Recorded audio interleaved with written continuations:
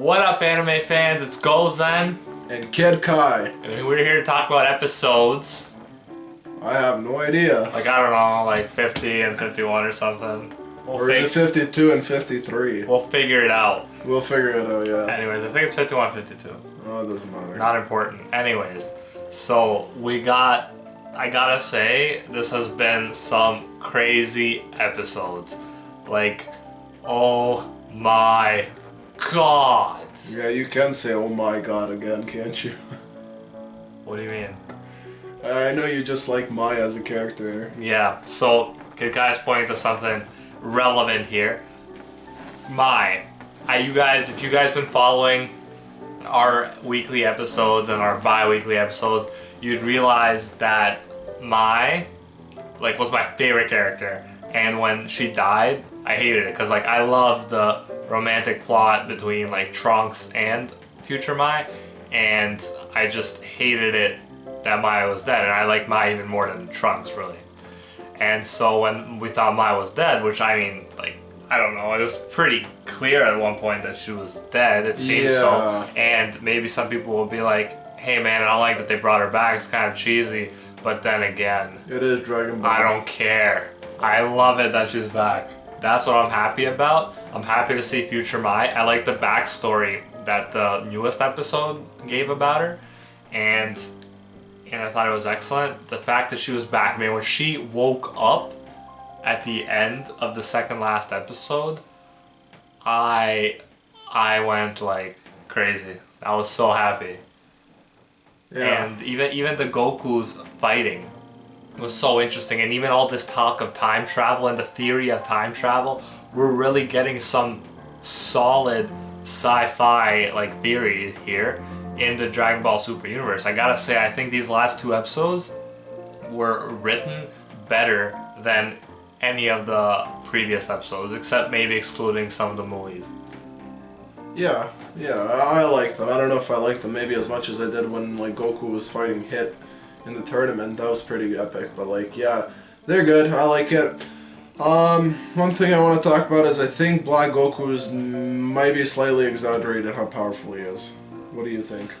I'm gonna just feel one comment before that and then get to it. So, I disagree with Kid Kai. I don't think the Hit part was better, but maybe that's because Kid Kai is just more like an action guy. I'm more of a I care about relationships, I care about character dynamics, and I just feel right now we're getting much deeper relationship dynamics and exploring humanity more than we are when we're just fighting. Even Vegeta, when he comforted Trunks at the end of the second last episode, that was beautiful. When do you see Vegeta be that touching? It was a little moment. It was him just barely saying something to Trunks, but it was enough and it was comforting, and you gotta love it. You gotta love it. And what you were saying with the Black Goku being overpowered, or thinking that he was overpowered, that's definitely true. And I mean, we expected it. We said it in the last episode review that it's probably gonna be a situation where he comes, then they separate, and then they have to train and then fight him again. Here, it seems like they don't have to train. It seems like Black Goku has to train, which is weird. And for the first time, we see a situation where Black Goku is actually... He doesn't want to kill the guys. He'd rather leave them in the past and take over the future, which is interesting because usually we have the bad guys who are chasing the good guys. Here we have the good guys who are chasing the bad guys. And again, we're continuing with that idea that the good guys are stronger than the bad guys. Yeah. It's interesting. We're gonna see what happens. I wonder who this guy actually is and what his original form is and how he's gonna look like. This, we now know that he is somehow using Goku's body, future Goku's body, and he's inside it. I don't know if it's something similar to Captain Ginyu, where he has some kind of body possession, blah blah blah, technique thing. But it's fascinating to think about, and I'm finally excited that we're gonna get more development into that of who finally the Green Kai is. Next episode, if you guys saw the preview. Oh man, and the episode is called what is it, Love That Transcends Time or something? Yeah. That's the first title. How sick is that? Because now we're gonna get more Mai of Trunks, which I love, and now we're gonna also see who the Green Kai is, which, man, that is a big mystery up till now. And even if let's talk about Black Goku's like motivations a bit, because like it's funny because I mean you can easily discard him as like being like another villain, you know, crazy, wants to destroy the world, wants to bring like misery upon humanity. But he says his goal is to like exterminate humanity because he's been watching them, studying humans, and has decided that it's better for the world. He can create a utopia, a better world by destroying the humans. And that's like a motif we've seen in a lot of even literature and then like anime as well. And what is your take on that, on his view? Because he's not viewing it as he's hurting people, he's viewing it as he's helping the world. And to be fair, humans have done some pretty atrocious things even in real life that Dragon Ball Super is pretty much drawing upon.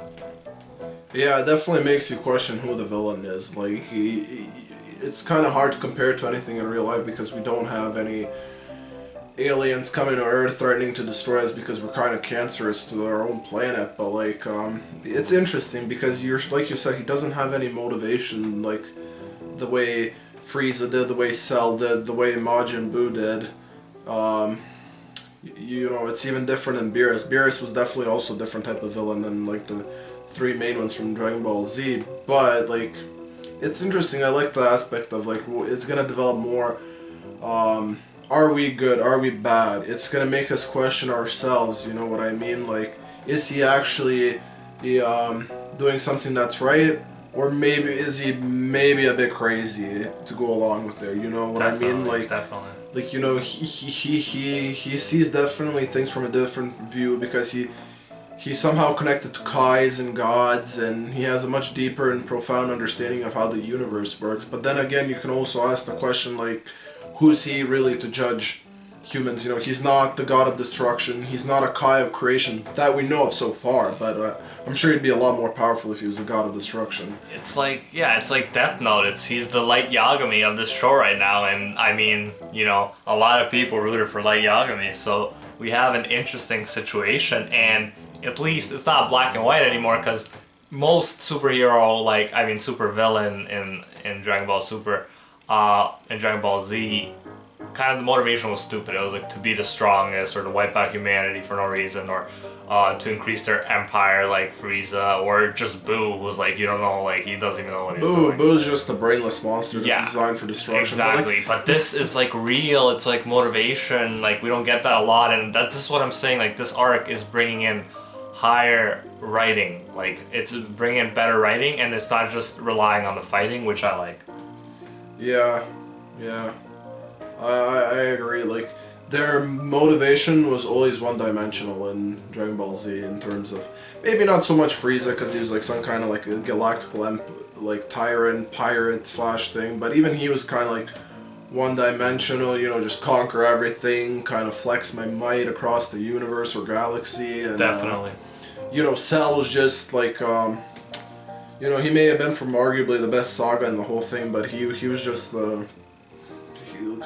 Because he was made from many people's cells and stuff like that, he does really have a striking resemblance to Frieza, even though I can't remember exactly. He was just vain, right? He wanted to achieve his perfect form, he wanted to be like his perfect self, so that was his motivation, right? Yeah, it was perfection and pure strength, and then, again, obviously probably try and eventually go flexing his muscles across the universe, blah blah blah, if he had succeeded in beating him on Earth. But yeah, at the end of the day, we haven't had someone who appears to have, at least their end seems to be positive in their opinion, right? We don't agree with his like means, but his ends is creating a better world. Yeah, because we've had like tyrants in real life who have thought they were creating a better world. Yeah. Like Hitler was arguably... Okay, yeah. Well, why? It is. He thought in his mind, he thought he was creating a better world. In reality, he wasn't. Yeah. But it's a comparison nonetheless. Yeah. So anyways, amazing stuff happening right now in Dragon Ball Super. I gotta admit, this is like rewarding. I didn't think this would be the case. Like, I was starting to think that the arc wouldn't pan out into something great, but right now with these last two episodes I definitely think we're back on track. Any concluding thoughts? Yeah, I just want to talk about it. It's going to be interesting when Trunks meets Gohan for the first time, because Trunks probably hasn't seen Gohan in like, I don't know, 16, 17 years.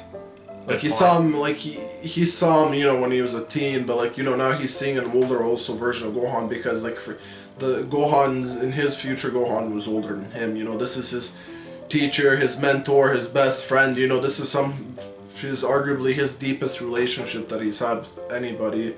You know, for him it was extraordinarily emotional when Gohan was killed by 17 and 18.